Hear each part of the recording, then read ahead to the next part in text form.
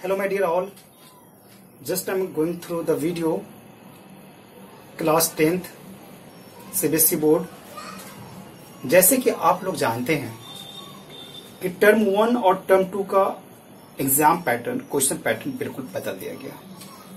यानी सब क्वेश्चन जो है आपको एमसीक्यू में पूछे जाएंगे। समझना बहुत जरूरी है।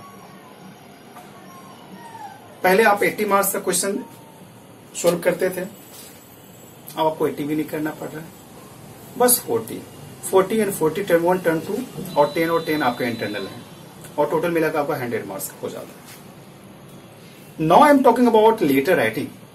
You know very well 10 mark question will be asked as in MCQ form from writing and grammar.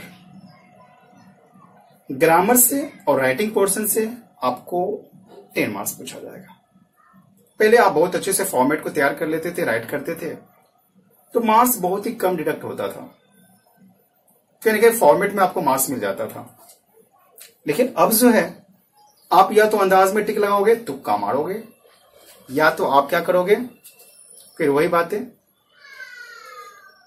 आप करोगे तब अच्छा जब आप कंसेप्चुअल पढ़ते हो, यानी आपको पूरे टॉपिक अच्छे से आती हो।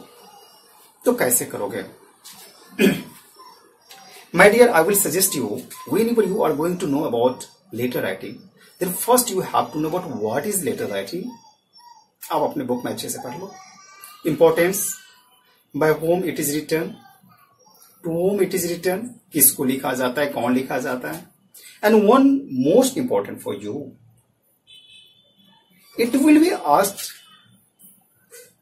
on the base of analytical, यानी आपको लेटर राइटिंग पोर्शन से एमसीक्यू फॉर्म में क्वेश्चन तो पूछा जाएगा, इसके साथ साथ एक्सट्रैक्ट बेस्ड क्वेश्चन भी आपको आ सकता है लेटर राइटिंग के अंदर।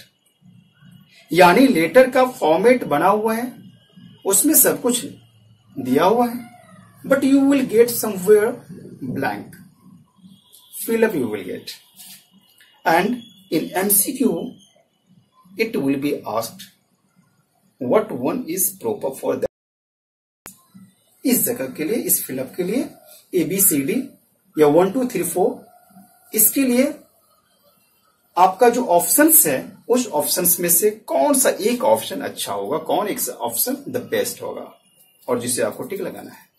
मैं एग्जांपल देता हूं छोटा सा। यदि आप लेटर राइट करना शुरू किए तो आप क्या करते हो,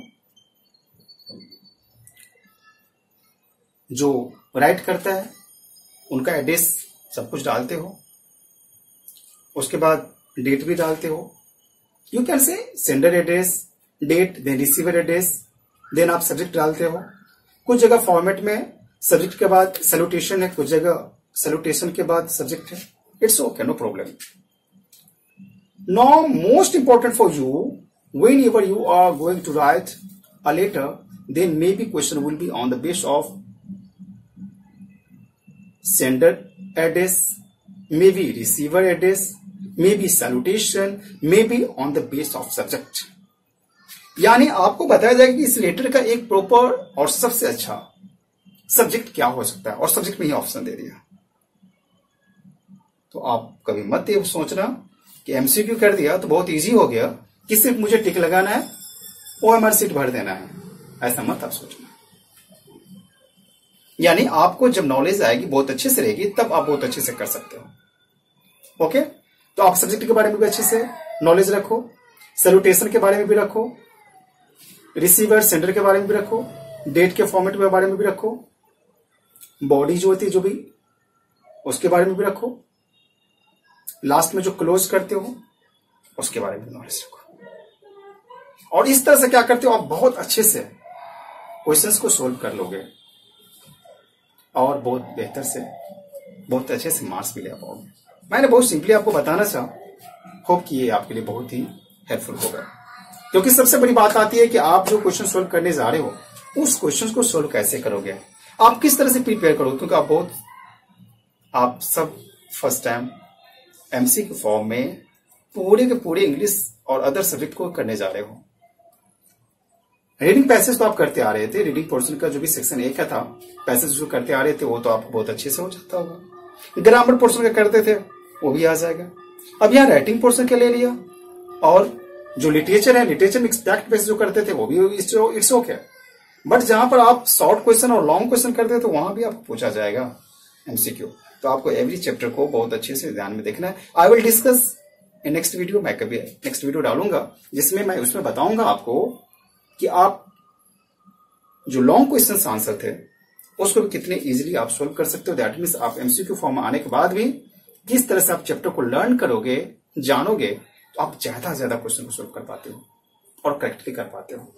क्योंकि आपकी एक मिस्टेक मार्क्स को डायरेक्ट खा जाएगा, यानी गलती हुई मार्क्स डायरेक्ट चली गई।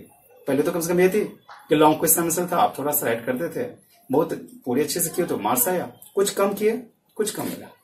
लेकिन यहां पर इस बार अब ये नहीं होगी, यानी गई तो गई, यानी आपने टिक लगाया, या तो करेक्ट होगा या तो रॉन्ग गया, तो इनकरेक्ट होने पर पूरे का पूरे मार्क्स चला गया। Okay, thank you so much.